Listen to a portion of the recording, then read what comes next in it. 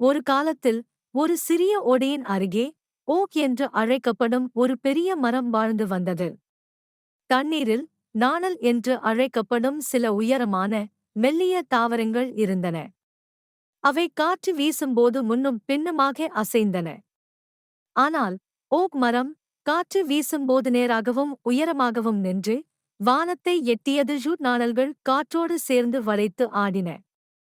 Okay மரம் சிரித்துக்கொண்டே, காற்று வீசும்போது ஏன் இவ்வளவு எளிதாக வளைகிறாய்? என்னைப் பார். நான் உயரமாகவும் வலுவாகவும் நிற்கிறேன் என்றது. எங்களைப் பற்றி கவலைப்படாதே. காற்று எங்களை காயப்படுத்துவதில்லை, ஏனென்றால் நாங்கள் அதனுடன் வளைகிறோம். ஆனால் நீங்கள் எப்போதும் அதை எதிர்த்துப் போராடுகிறீர்கள். கவனமாக இருங்கள், பெரிய மரமே, காற்று மிகவும் பலமாக இருக்கும் என்று நாணல்கள் பதிலளித்தன. அவர்கள் பேசி முடித்தவுடன் வடக்கிலிருந்து ஒரு சக்திவாய்ந்த புயல் வந்தது. ஓக் மரம் பெருமையுடன் நின்று காற்றை எதிர்த்துப் போராடியது. நான் எவ்வளவு வலிமையானவன் என்று பாருங்கள், ஓக் மரம் பெருமையுடன் சொன்னது. இருப்பினும் நாணல்கள் புயலுடன் சாய்ந்து நகர்ந்தன.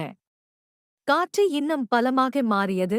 திடீரென்று ஓக் மரம் தரையில் இருந்து இழுக்கப்பட்டு நாணல்களுக்கு அருகில் சோகமாக விழுந்தது.